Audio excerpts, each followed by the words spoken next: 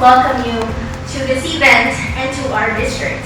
Well, one is we're here to welcome our new teachers to our new school year, 25-26 school year, and we're excited to welcome them. Correct, yeah, it's my first year. I'm very excited. Outside, being involved with other districts, we've all heard a lot of good things about PSJA.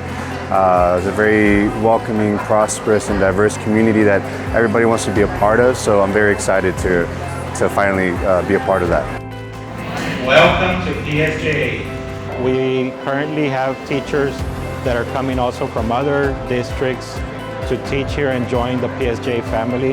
So one is we're excited, two is we want to see what they bring to PSJA also. PSJA is always about innovation and being the trendsetter. So to me, the more we add to the family, the better PSJA becomes. So what I expect for this upcoming year is a lot of growth for myself, a lot of growth for the students, incoming freshmen that are coming in.